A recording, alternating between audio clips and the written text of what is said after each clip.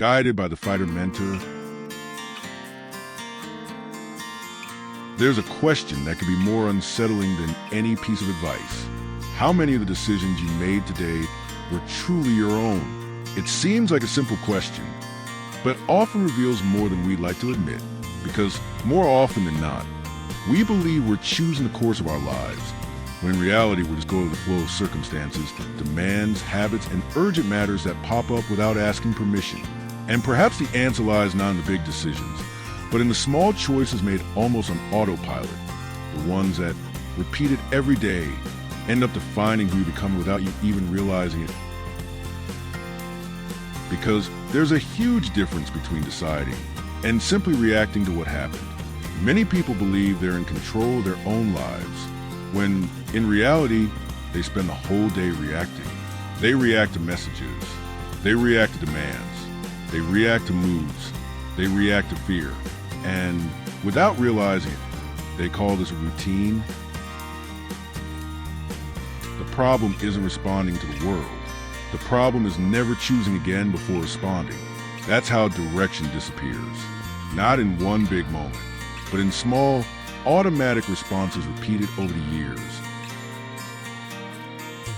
Because when every reaction happens without awareness, life ceases to be built and becomes merely managed. Little by little, you accept commitments you didn't choose, feed worries you've never questioned, and devote your energy to whatever comes first, rather than to what really matters. The result rarely stems from a single wrong decision. It arises from the accumulation of small, impulsive responses that, repeated long enough, turn habit into destiny and cause you to drift away, almost without realizing it, from the person you once decided to become. If this makes sense, give it a like, click the bell icon, and subscribe to the channel. Discipline is perhaps less about strength and much more about reclaiming the space between the stimulus and the decision, because it's precisely in that small interval that an entire life can change course. It's in that almost invisible moment that the mind stops acting solely on impulse and begins to take an active role in its own choices again. Those who learn to protect that space begin to respond with greater clarity, reduce regrets, and avoid handing over control of their day to whatever urgency arises. True discipline does not eliminate challenges or silence the world around you. It strengthens your ability to choose consciously before habit, fear, or haste decide for you. And when this interval is preserved every day, small decisions begin to build changes that once seemed impossible. That's what someone realized while working at a small flower shop. Every morning, boxes of freshly picked flowers would arrive. Some are already ready to go in the display window. Others still needed some care. The person who prepared the arrangements never started by cutting everything at once. First, they would walk among the workbenches. They observed, they assessed the condition of each flower. Only then would they make the first cut. Those who arrived in a hurry thought this was a waste of time. Months later, it was precisely that initial care that made the arrangements last longer.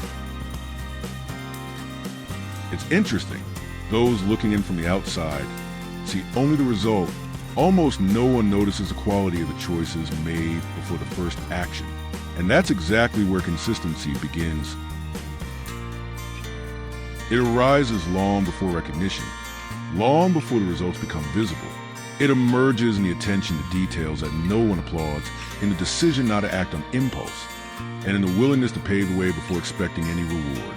It is in this quiet work that direction gains strength, because what sustains a consistent life almost never appears at the moment when everyone is watching. It is built on discrete choices, repeated when there is no audience, until one day the result becomes visible, and many believe that it all happened suddenly, without realizing the long process that made it possible. The mind works in a similar way. When everything demands an immediate response, the first thing to disappear is the ability to choose clearly. Without clarity, any sense of urgency seems important. Without direction, any path seems sufficient. And that's exactly when excess begins to take control.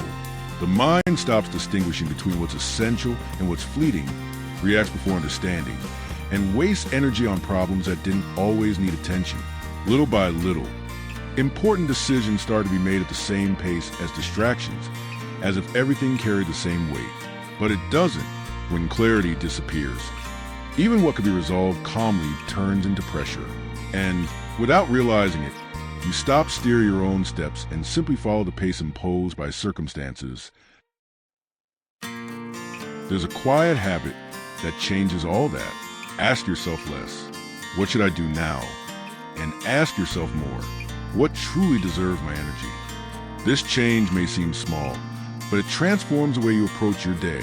Instead of automatically reacting to everything that comes your way, your mind begins to distinguish between what's urgent and what's important, between what's fleeting and what truly builds something. Little by little, you stop wasting time trying to meet every demand and start protecting what sustains your presence, your clarity, and your balance. Because energy is a limited resource. And every time it's invested without intention, it's lacking precisely where it would make the most difference. The quality of your life depends less on the quantity of things you do and much more on the wisdom with which you choose where to focus your attention and effort.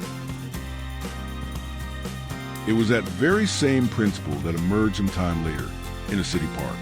Early in the morning, a person would walk the same route every time, without headphones, without looking at a watch, without trying to meet any goals. For a few minutes, they did just one thing. They were aware of the wind, of their footsteps, of their breathing, of the trees changing with the seasons. Anyone watching might have thought it was just a walk, but little by little, another change took place. Conversations became less impulsive. Decisions lost their sense of urgency. Problems stopped occupying the mind all day long, because before facing the noise of the world, there was a small space where one's own presence reappeared. This kind of change almost never gets applause. It happens on the inside. First, the way you observe changes. Then the way you respond changes. Only much later does your life change. Mindful productivity may not be about doing more things. Perhaps it's about preventing too many things from making decisions for you. It's different, very different. Some people are always busy. Others live in the moment. On the surface, they seem the same. But on the inside, they build completely different lives.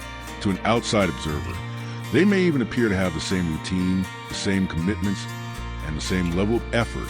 But there's a silent difference that changes everything. The busy person tends to rush from one task to the next without ever feeling like they've truly gotten anywhere.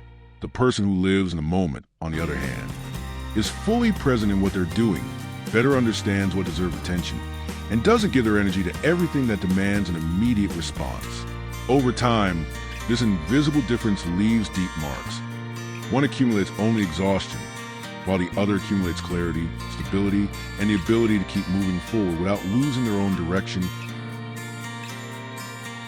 Breathe now, slowly.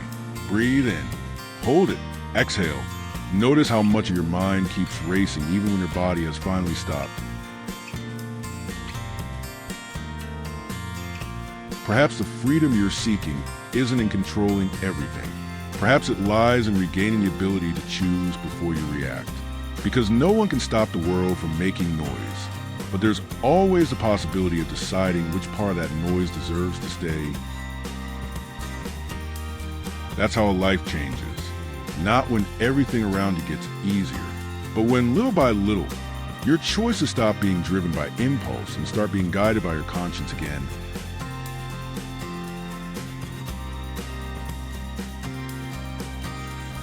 In the end, the world will always demand quick answers, but the decisions that truly transform a life are almost never born of haste. They are born in that brief moment when you stop merely reacting and start choosing who you want to become